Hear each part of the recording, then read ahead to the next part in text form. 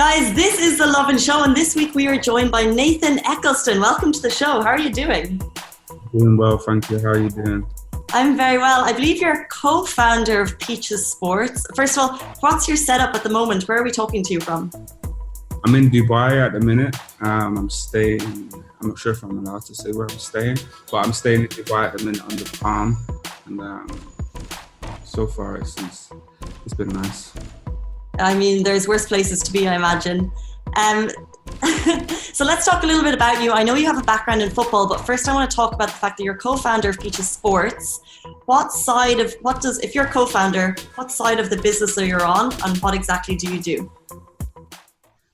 I actually founded the company by myself, and I oversee everything regarding the business, from the design to the finance. We have three staff members that oversee other elements. So let's say the marketing aspect, from media marketing, we have people in the warehouse. But in terms of the actual company, I oversee absolutely everything. I'm a bit of a control freak when it comes to stuff like that. I feel like that's always the case, especially for startups. You kind of become a jack of all trades and master of them all too. But you started in football. Was your passion always going to be business, or was it sports, or where does your passion lie? Well, initially when I was younger, I was always passionate about football. That was like my love of my life, so to speak.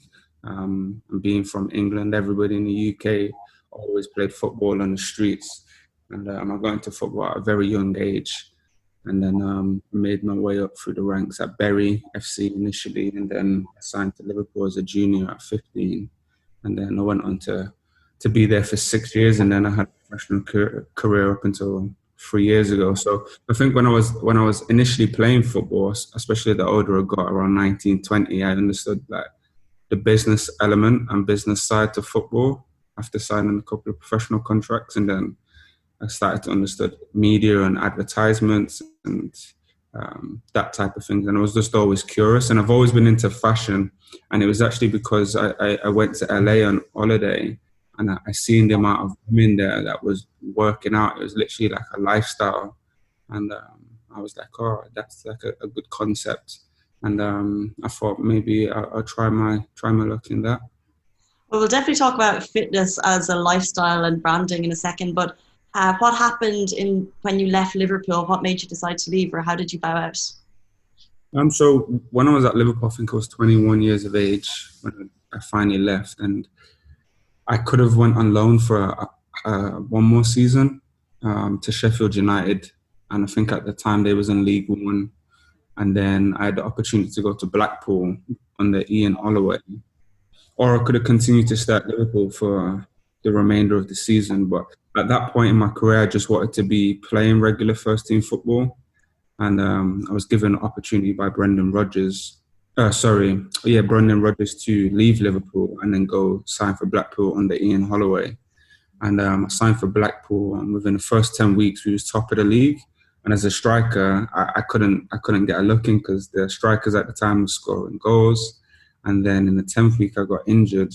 And coincidentally, during that time, Liverpool's top three strikers all got injured, and they was having to play youth team players like on the bench, and a couple of the reserve team players that were starting. And at that point, it kind of made me realize that, if I maybe still would have been at Liverpool, I would have got even more of an opportunity. But everything happened to a reason. And then I was at Blackpool for 2 seasons. I kept on having reoccurring hamstring injuries. And then, so I didn't really get that much game time. And then I went to play in Scotland for a season. Again, I was at Partick Thistle for 6 months, and then I went to Kilmarnock for the other 6 months. And I think during that time, I was playing inconsistently. And as a striker, it's all based on confidence. If your confidence is sky high, you're going to be playing well. If it's not, then the games are not going to be the same. So then my last team that I played for was actually in Hungary, a team called Bekiskaba in the Hungarian First Division. And that was a great experience, man. It was something that I've always wanted to do, travel and play abroad. And that lifestyle was very different, very humbling for me. It just made me appreciate a lot of things. But at that point, when I was at Scotland, I'd already started Peaches, and then Peaches had been a year old. And then I realized that if I really dedicate myself to business, there's a lot more longevity in it. And then I kind of had to make a logical decision rather than an emotional decision against everybody. My mum, my dad, everybody was like, no, you could still play, because I was only 25 at the time and there was still a lot of opportunity for progress. But at the time, I think I just got to the stage where I lost a little bit of love for the game, and I just opted to stop playing. Wow, well, I definitely want to talk about your decision to move on and how you managed it in a second.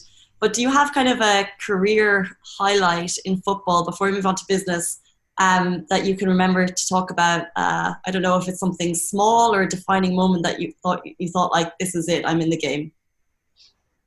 Wow. I probably have two, to be honest. The first one was my very first time at Liverpool. I remember, actually, it probably coexist. So the initial time when I was at Bury, I went on trial at Man United. What not a lot of many people know. I went on a 6-week trial, and I played there for like 6 weeks. Scored like 5 goals. I thought I was going to get signed, and due to the compensation package, the deal never materialized. So a year later, I got a phone call from my coach at Bury to say Liverpool was interested in me. So then I met up with one of the scouts from Liverpool, I think his mom lived in the same area as me. We met up in a McDonald's. He said, like, they want you to come down and play at Anfield, because what Liverpool did to all of the junior players at the end of the year, they would let all of the junior players play on Anfield as like an experience. So I remember going there, and we played like small 5-a-side matches, and I think I scored like 11 goals. It was something ridiculous. And then I remember Steve Highway calling the scout to tell him that he was interested and he wanted to sign me. And I just remember crying in my mum's living room that Liverpool Football Club wanted to sign me. And obviously, being a Manchester lad, they're known as our rivals, but they're such a big club. Such an overwhelming feeling. So that was definitely one of my first real experiences of like really loving the game and being grateful for the opportunity. And then the second experience was possibly after my debut, but we played a cup game against Northampton, and I came on as a substitute and had like a good impact. And then we managed to go through to penalties, and during the penalties I took the third penalty, and I remember stepping up really confident and took my shot, and it hit the crossbar. The keeper went the wrong way and it hit the crossbar, and I remember at the time just thinking, if that was just a little bit lower and it went in and it was at the cup end, how it would have changed my life. We ended up getting knocked out of the cup game against Northampton, which again was pretty bad press for the football club. But I remember being in the change room after, and I was crying because I was 19. I'd missed the penalty at the cup end. I was really upset. And I remember Sammy Lee, the assistant coach, coming up to me just saying, listen, you're going to be okay. Like, even the top players have missed penalties, and like, this is just going to be the start of your career. And you have these kind of setbacks in life. And I just remember afterwards just going to my apartment and just being really upset. And then the next day in training, like Steven Gerrard came up to me and was just like, listen, you're going to be okay. Like, I've missed penalties. Like, we all miss opportunities. You're going to be okay. And I think from that moment, I didn't really take everything to heart when it came to football, because it really got to me at the time. But there was the two like conflicting moments in football that really shaped my outlook on life, for sure. I love this. But you mentioned a couple of things there about when you were 21, you started noticing the business side and also making the decision kind of head versus heart to leave football. And I think so many sports players maybe don't look at the business side when they're going through it. And, you know, it's amazing that you did and you took the decision. What grabbed you about Peaches Sports, or why? Do you want to explain a little bit about what it is and why you think it works? Yeah, so Peaches Sports is a athleisure brand specifically for women. And we provide a variety of products from sports bras to leggings to hoodies to jackets. In the past, we've done water bottles, gym bags. We've even done swimwear, which got a lot of success too. And one of my friends, excuse me, his business partner is also the founder of Gymshark, which is a very big company worldwide. And coincidentally, we all came on holiday to Dubai, and that's when me and him was having conversations about Gymshark and the progression of Gymshark. And we was prior to that, my friend. Oh yeah, sorry. So when we was on the holiday, we were speaking about Gymshark, and he was like a year younger than me. And he was telling me about Gymshark's growth, how well they're doing, like in terms of revenue, the impact that they're having on the fitness industry. And again, I was 20 years of age, and from my age group, I was earning considerably well. And he was telling me about the benefits of the tax. So as a business owner, you only pay 20% in tax. At the time, I was getting paid 50. I was having to pay 50% in tax. He was able to recoup a lot of his business expenses for his business, and a lot of the perks that came with it in terms of the financial side. So that's initially what interested me in business in general. And then I started to look at football and like, well, if they can afford to pay the highest earning player, let's say Steven Gerrard or Fernando Torres, that's 6 figures weekly, then the owners must be getting paid a lot of money. And then I realized that the revenue was coming from media rights and advertisement. And I was like, oh, okay. And then I understood like shirt sales, the club shop merchandise. So then I became really curious about business in general. And maybe that distraction also made me realize that, oh, there's other ways to succeed. So then when we had a conversation in Dubai about sportswear, etc., I did a bit of my market research.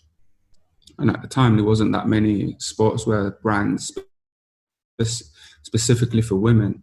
So then also that summer I went to LA, and then it just magnified. It was almost like, yeah, this is what you need to do. Because every single woman in LA that I come across was in gym leggings. They all went to the gym. They all ate relatively healthy. And my sister, well, 2 of my sisters, in the past, they've always had issues with like working out. They've always been up and down with their weight. But more than fitness, our slogan is love, health, happiness, and regardless of how big you are, how small you are, mentally is how you are inside and being happy. So I wanted to cross over like the fashion element, but also the mental element that comes with fitness, because not many people understand that. Being an athlete myself, it's okay to be physically fit, but you've also got to be mentally fit as well to get the best out of your performance. So I really wanted to cross over.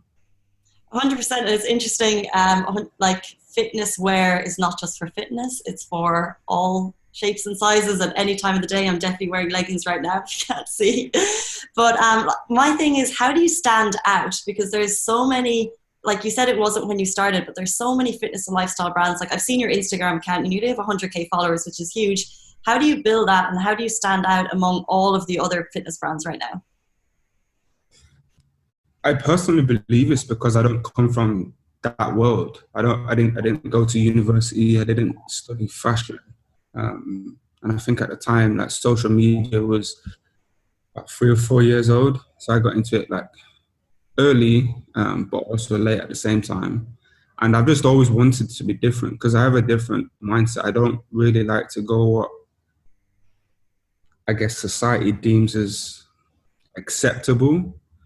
And even in the past, it's been a little bit torn in between what my heart says and what my head says, because even down to our designs and our social media, I'm very conscious about our image and how we're portrayed to young women, and because we have a particular young audience, aware of like social media and the type of models that we use. And I think initially what happened was to differentiate myself. Everybody was targeting fitness models, This is the girls that go to the gym, let's say 4 or 5 times a week, have a really strict diet, really live the fitness lifestyle. And I just knew that you don't need to go to the gym 5 days a week, or you don't need to be strict with your diet. Even if you work out for 20 minutes a day, that 20 minutes is much better than not doing anything that day. And I think by releasing those endorphins daily, puts you in a better mood. So I started targeting the influencers that initially was wearing, I'd say more formal wear, like nightlife stuff, fashionable stuff, because I knew that their audience particularly was female dominant, and they followed them for their style, not necessarily for their fitness routine. And then and that was a success, and still to this day, that's kind of our blueprint. There's a book called Blue Ocean Strategy for anybody that likes to read books, and I really recommend that book because it talks about people following the red ocean. So everybody wants to emulate Gymshark, but there's only ever going to be one Gymshark. So I'd like to be in my own lane and be Peaches Sports and be that little bit different, because our products are different to the typical gym wear, like brand or ethos, so to speak. But yeah, that's initially how we started. We started targeting influencers that wasn't necessarily in the fitness sector, and the girls that go to the gym, but they don't go to the gym like that frequently, so they can wear the gym clothing to the gym or outside of the gym.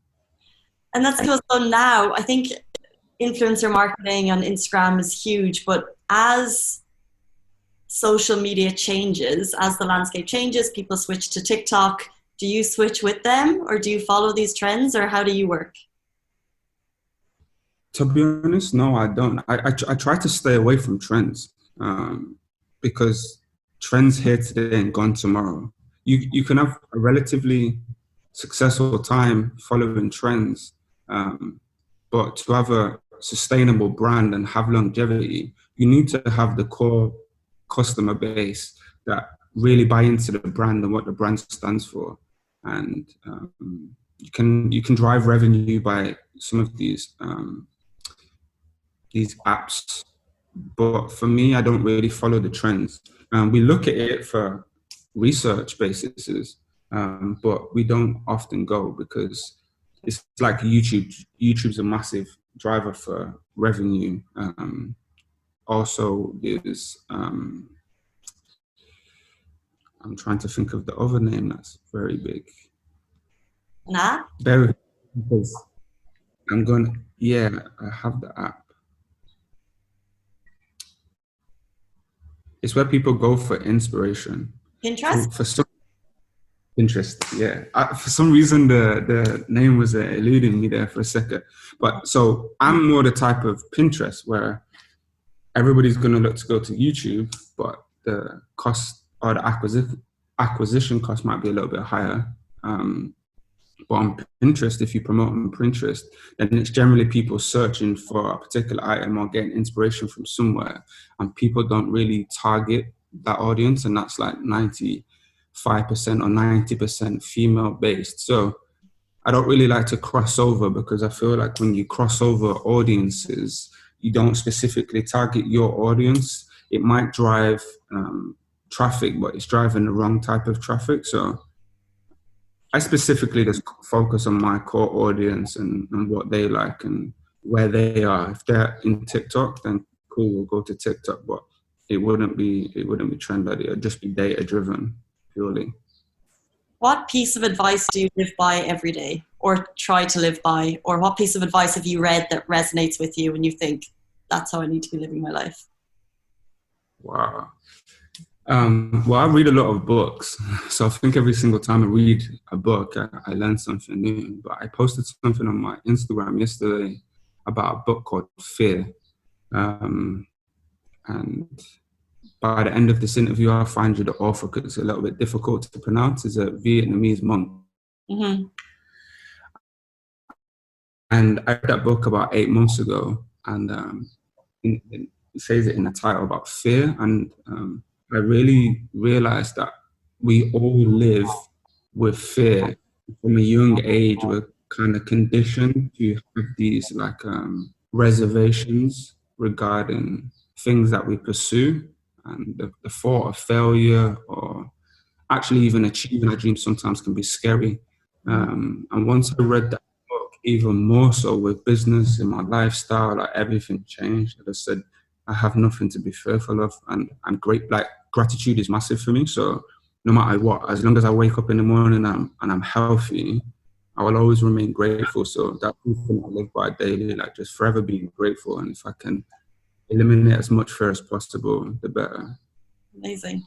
And I wasn't actually going to ask this, but I feel like because your background is crossing over two huge industries, if you could have 3 people for dinner, dead or alive, with you right now in your isolation, who would you bring? Dead or alive? Muhammad Ali would be one of them for sure. Jay-Z for sure.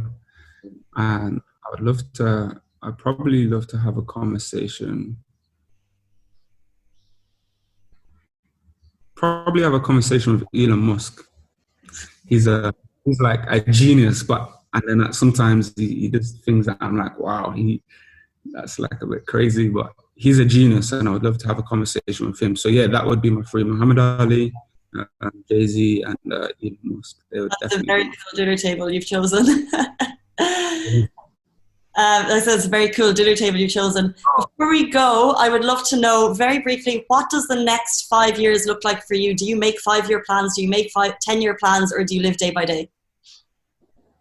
Yeah, I try to appreciate each day.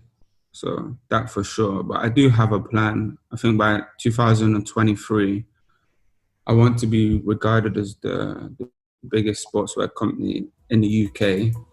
Maybe my goal should be bigger and want to be worldwide, but I want to conquer the UK first. Like in that sector, specifically for sportswear for women, age range 16 to 35. Like I want to be the biggest sportswear company in the country. And 5 years from now, continually growing, continually learning, and being happy. 5 years from now, I want to continue to be happy. So yeah, that's probably my 5-year goal plan. There's no bad plan. I feel like mine is just to be happy, and if everything else falls into place, it's good. Thank you so much for like a little bit of background about you. We really appreciate it. You're welcome anytime. When this lifts, hopefully we'll have you in the studio. Yeah, definitely. Appreciate it being. Not at all. Guys, that is the Lovin Show. We are back next week, same time, same place. Have a good one and stay safe. See you soon.